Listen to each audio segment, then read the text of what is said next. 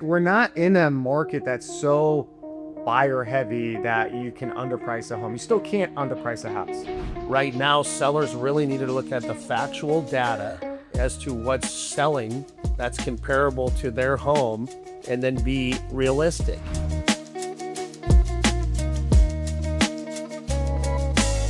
Hey everybody, Cory Meyer here with Cory Meyer Real Estate. I'm here with Sandy Dugan, my partner, and we're here to answer some questions today about what's going on with the real estate market and what are we seeing out there.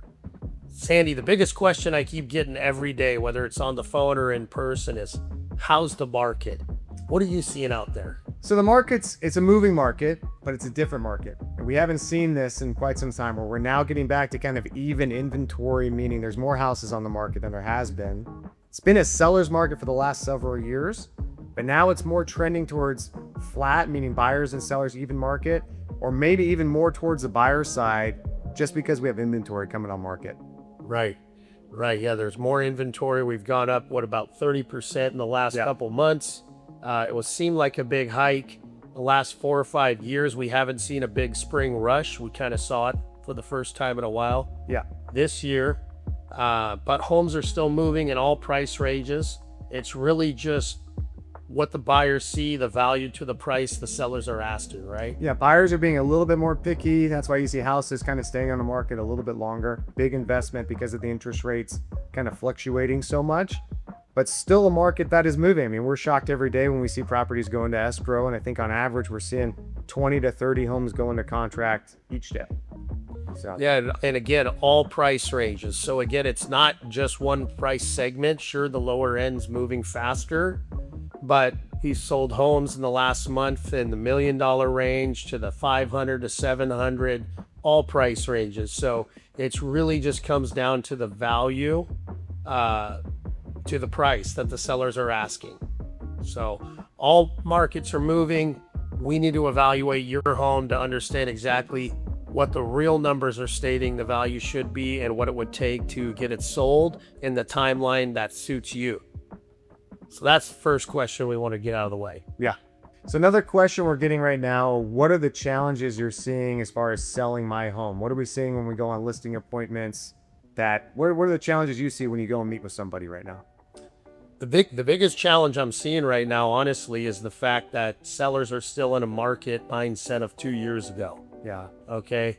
So the market is shifting. We've talked about this in another video. And so right now, sellers really need to look at the factual data as to what's selling that's comparable to their home and then be realistic. Like, do you want to get it sold? If you do, it needs to be priced in this segment, not 50 to 100,000 more than that. And so trying to get sellers to understand that we want you to have the opportunity to say yes or no, not underprice your home. With our marketing strategy, we're always going to get you the most amount of exposure, which will bring the highest possible sale price when we find that right buyer. It's not trying to low price your home. It's just getting it priced correctly within today's market. One of the things I think we do really well at is be very realistic with sellers and give them a truthful and honest answer when it comes to pricing their home. And then we always let them choose the price. They own the home. Right. So they get to choose the price. We know that our marketing plan is going to give them the best opportunity to get the price that they choose, but we're also going to give them a realistic expectation as to what they should be selling for based on the market stats that we'll bring to their home. 100%. That, I think, is what's more important right now too than ever, is making the house show great, right? The little things that kind of need to be done, the paint, the flooring or carpet, you don't want to spend $1 unless you're going to get 3 back out, of course. But I think right now I'm trying to get out to clients' homes sooner than later to try and, hey, this is where I'd spend some money. Here's where I wouldn't spend any money. But buyers are being particular. Because of the interest rates, they don't have a lot of extra cash to come in and do those things after the fact. So if a seller wants to get to their number or closer to their number, right, or the higher end, buyers walk through homes every day. We see it. They focus on the little things sometimes that can be a small deal realistically price-wise or cost, but they think it's big in their mind. You know, they think carpet's going to cost $15,000 when in reality it's a $3,500 item. So that can really sway a buyer right now just because we have more competition. that's out there. So I'm really trying to coach clients as we're working through the process as to, how to prepare their home to get the most money. Absolutely. And we'll help all the sellers do that. And that's why we have a no pressure consultation where we walk through the home and give them all the ideas, give them an opinion of value, so then they can make their best decision moving forward, because it's a big move and we want to make sure they have the realistic answers. We are running into agents right now that do what we call buying the listing, meaning they walk in, tell the seller everything they want to hear. They usually recommend a high price, and if it doesn't sell at that, all they do is chase the market in a turning market like this, and then the agents having to play the price reduction game, and that's not fun for anybody. They should have just given them realistic expectations up front so they understand and they can base their numbers on that, and then go to market at the seller's price that they would like to achieve. And then you can always adjust later if needed, but you have that realistic expectation up front and the knowledge that we bring to the table to price the home accordingly and make your decisions from there. Exactly. We're not in a market that's so buyer heavy that you can underprice a home. You still can't underprice a house. If you price a home realistically, or maybe sometimes still even a little bit under, you're going to get that activity. We're still seeing some multiple offers on certain properties. Again, properties that are special or dialed in, we're really seeing those move. But yeah, you want to be realistic. Otherwise, especially in this market, when you start chasing it down, the home becomes stale on the market. Everybody's watching different big websites. They see the day count. Why has this been on the market 120 days? They start questioning. And now realistically, you're going to get a lower offer than if you were to just start a little bit more realistic on the price. Yeah. Another big question I get right now is what's changed with the commission structure? Are buyers paying for their own commission? And as well as I do, that's just not happening.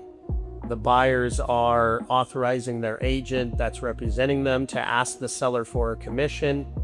And, the sellers are usually not happy about it because they're confused about the law changed. But it's kind of business as usual, right? It is. And then that law changed back in August of last year. And all that really changed, we've touched on this before, but now a buyer needs to get a buyer broker agreement signed before going in to show a listing. And then the seller is not agreeing up front as to what they're going to pay out to a buyer's agent. So we're seeing some shift there. So now it's just in the contract. We're seeing the buyer's agent ask for a commission.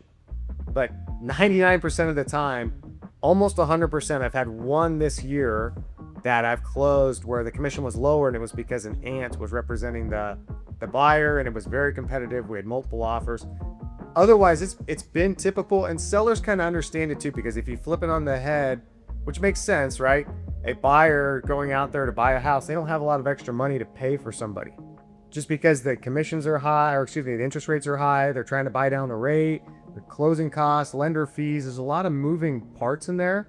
So I'm seeing everyday sellers willing to cooperate with it. Yeah, I've had one buyer pay their buyer's agent, but the seller negotiated the price down, essentially the same as the commission. So it worked out kind of the same. So again, all commissions always have been and still are 100% negotiable. I tell my sellers, hey, look, you're not going to guarantee any commission up front to the buyer's agent. That doesn't happen. Let's take a look at the offer when it comes in, and we'll negotiate accordingly from there. If it's a fantastic offer, you might be inclined to pay the buyer's agent commission. If it's not a great offer, then you're probably going to counter the buyer's agent commission. Yeah. But we'll address that because when the time comes, because you're not locked into anything up front. Yeah. So we'll help guide you through that and help you make the best decision there. So one of the things that we try to make sure all buyers and sellers know is how much experience matters in today's market. Last year, 74%, this is a NAR statistic, 74% of agents did not sell a single home last year. And I just looked it up, but in the last 5 years, 1/3 of the licensed agents in this country got licensed. In the last 10 years, over 50% of the actual agents in the United States got their license. So over 50% of the agents have never been through a tough real estate market. I actually started in real estate in the crash. Yeah. And so it's really what helped me learn a lot and build myself fighting through those tough markets. I was an investor 5 years prior to that. So combined experience, Sandy and I, just us two on the team, have 38 years of total combined experience, just us two. And that makes a massive difference right now when escrows are falling out left and right. I think it's close to 50%. Yeah, just higher. I think this right there. Yeah, 50% of escrows are falling out. We know how to hold deals together and how to help the other agent on the other side, if there is one, overcome the issues that come up. And that's what holds a deal together for the client. Also, negotiating a deal up front, knowing how to navigate the deal for the buyer or the seller is so important. And that's why, regardless if you know someone who's an agent, it's best to look at your options and work with someone who's got a lot of experience to work through a challenging market. A lot of it comes down to the negotiations, like you said, framing it all. We're trying to get creative, especially in these markets that are changing. You want to be creative in how to pull things together. I have deals all the time where an agent will just say, hey, we're canceling. And it's like, okay, well, why? Let's work through this here, see how we can save the deal if there is an opportunity. Maybe it's something that's simple. We've had deals we've saved that it was a very simple fix. I'm talking under $1,000 to fix a deal or save it, and we've pulled it together. We have agents in this market who just haven't done thousands of transactions like we have, and so for them, they've done two. Now they're in something where, their buyer says this or their seller says this, or they get a report and they don't know what to do, and it's not their fault, it's just lack of experience, right? So we've been through, hopefully we've seen it all, right? And we really understand a lot of this is emotional, and so it's a big deal, a lot of emotions at play. So how do we formulate a situation where all parties can be happy and we can get to the finish line, which at the end of the day is everybody's goal? Yeah. So experience matters. Hire us.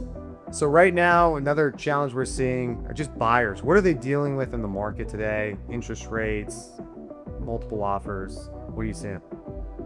So there's a lot of challenges, and they're widely known, right? Interest rates are very challenging. And obviously, we'll talk to old timers that'll say, I remember when they were 16%. And then we have to remind them that a house was 80 grand last, when that was happening. So the hardest part is affordability right now with the interest rate in conjunction with the average sale price in Shasta County, which is $375 to $395. And so that payment's not small. Bigger challenge is when I run into a person that wants a $1,600 payment, right? That's a $185,000 house now with taxes, insurance, interest, and principal. And you just can't find a livable home that's even loan qualified at $185,000 anymore. So that's a challenge.